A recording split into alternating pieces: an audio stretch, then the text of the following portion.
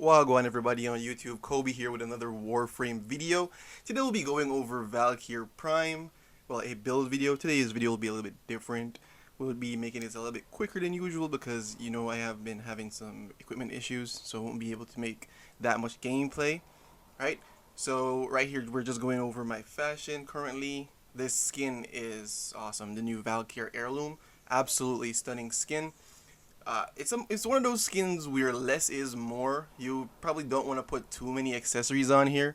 Well, for me at least, if you want to go ahead and flood it out, that's on you. These are the three ones that I've come up with. This one's probably my least favorite, if I'm being honest. It's not really doing anything for me.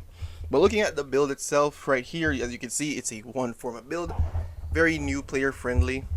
Since everybody just got their Valkyr Prime from TennoCon, we have Steel Charge for more melee damage. We have Transient Fortitude, Blind Rage, and Umbral Intensify for a lot of strength. We have Augur Reach for more range. We have Streamline and Equilibrium for energy sustain, as well as Prime Continuity.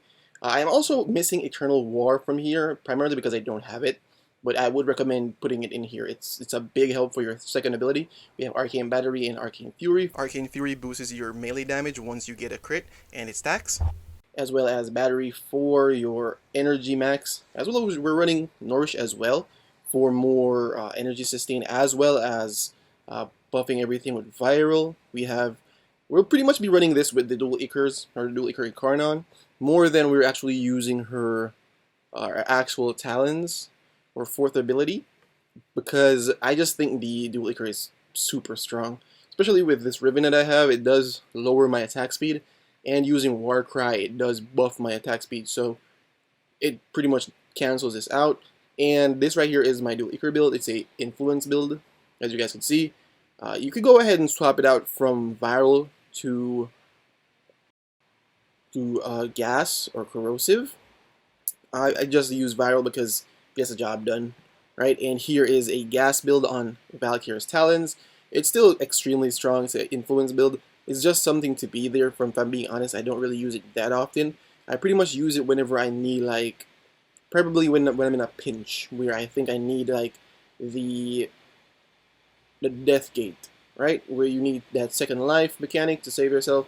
And for Archon shards, I do have 3 purple shards. 2 of them aren't tile forged. I did swap them out for tile forged shards after this.